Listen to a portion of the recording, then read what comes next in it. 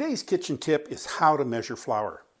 The problem with measuring flour is that flour is ground so fine that when it sits in a container, it packs down. And recipes usually are set for you to measure sifted flour. And when flour is sifted, it doesn't pack and it puffs up again, and you actually end up with less flour than if you just scooped it out.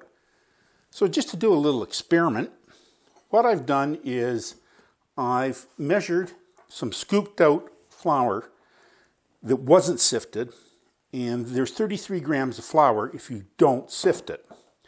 So what I'm going to do now is sift some flour into a 50 milliliter measure, the same amount that's in there.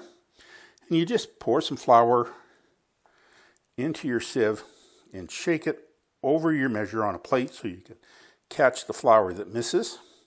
You can get special sifters for doing this, but there we go. And once that's done, you're just going to take a flat edge and smooth it out. So there we have 50 milliliters of sifted flour.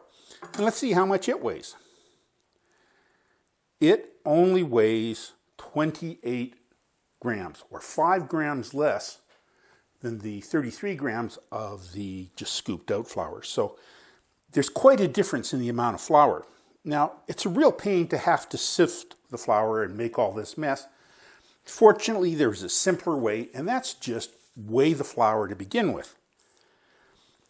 Now, there are different kinds of flour, but 1 cup of all-purpose flour, or whole wheat, they weigh the same, weighs 5.11 ounces. Now, if you're working with bread flour, it's 5.54 ounces for a cup, and 4.59 ounces of cake flour for 1 cup of flour. And it doesn't matter if it's sifted or not, because you'll have the right amount from weight. If you work in metric like I do, 1 milliliter of all-purpose or whole wheat flour weighs 0.613 grams. 1 milliliter of bread flour weighs 0.664 grams.